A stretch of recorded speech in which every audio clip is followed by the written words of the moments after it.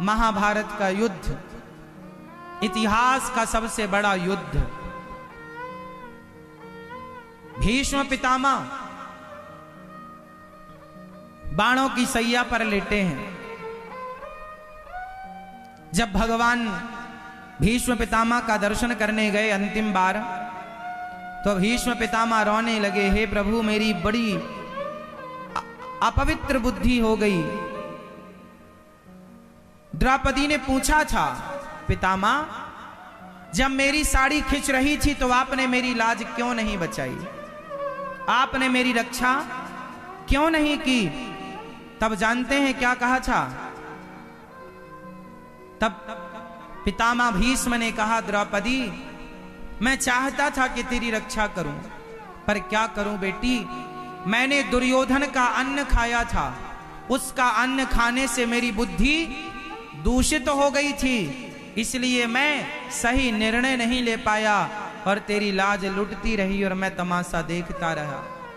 अब मेरे शरीर से बाण लगने से एक एक बूंद रक्त जमीन पर गिर पड़ा है, दुर्योधन के अन्न से बना सारा रक्त गिर गया। अब मेरी बुद्धि निर्मल हो गई, शुद्ध हो गई।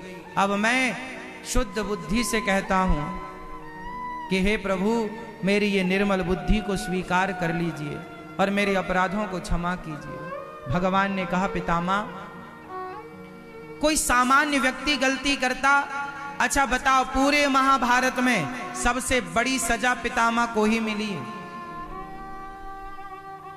भाई किसी को तो बाण लगा और मर गया, लेकिन पितामह के शरीर पर बाण छिदे रहे कांटों की तरह और 52 दिन तक बाणों की सैया पर पड़े रहे। कितना तड़पे होंगे पितामह। सबसे भयंकर दर्दनाक मृत्यु पितामह की हुई, सबसे बड़ा दंड पितामह को मिला। बताओ क्यों? क्यों? क्योंकि सबसे ज्यादा गलती पितामह की थी। कैसे? भाई जब द्रौपदी की साड़ी खींच रही थी, दुशासन खींच रहा था, तो सबसे बड़े थे पितामह। पितामह जाते और दुशासन को 2 थप्पड़ जमाते। कौन रोकने वाला था? पितामह का हाथ। लेकिन नहीं, सही वक्त पर ये हाथ ना उठे, सही वक्त पर क्रोध ना आए तो भी गलत। अच्छा बताओ, क्रोध करना, गुस्सा करना सही है या गलत है? जोर से, जोर से मेरी मां, मैया सो रही हो मेरी मां, बताओ गुस्सा करना, क्रोध करना सही है या गलत है? हां गलत है।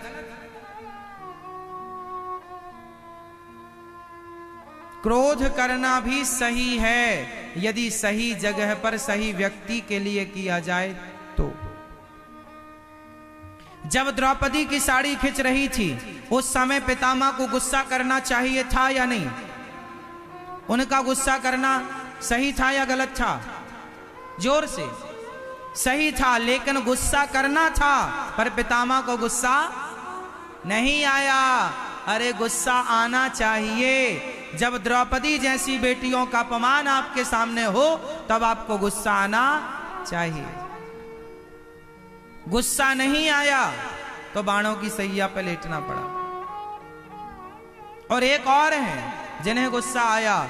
जब रावण माता सीता को लेकर जा रहा था उस समय जटायु जी मिल गए और जटायु जी ने गुस्से से कहा, रे रे दुष्ट ठाण किन होई, ए दुष्ट रावण खड़ा हो जा, तूने मेरी बेटी का स्पर्श किया, आज तेरी खैर नहीं। जो जटायु जी ने पंख बढ़ाए, जटायु जी को गुस्सा आ गया। किसके लिए? माता सीता के लिए। पितामह को गुस्सा नहीं आया और जटायु को गुस्सा आया।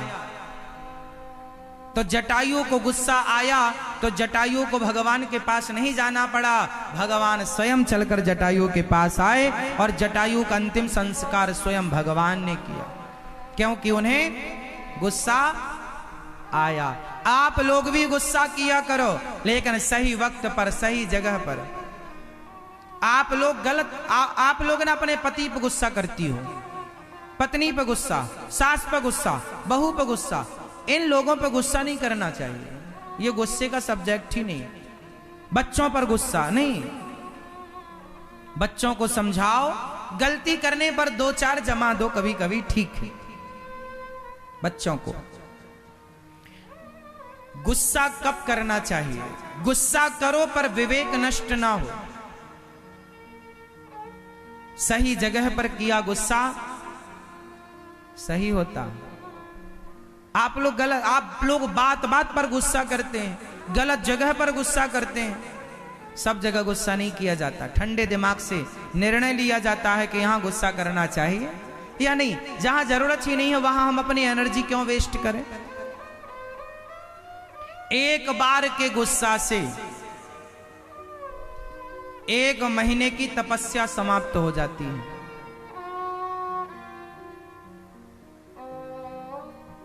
गुस्सा कोई सामान्य नहीं। यदि आपने गलत जगह पर गुस्सा किया तो 1 महीने की तपस्या एक बार के गुस्से में नष्ट हो जाती है, क्रोध में। अब इसका उदाहरण समझो।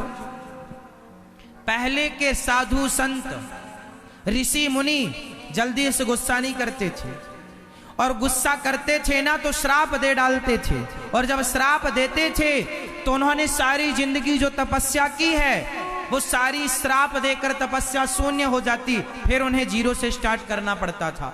इसलिए संत लोग श्राप नहीं देते थे ज्यादा, यदि देते थे तो पश्चाताप करते थे, क्यों दे दिया, सारी तपस्या समाप्त हो गई, फिर से शुरू से करो।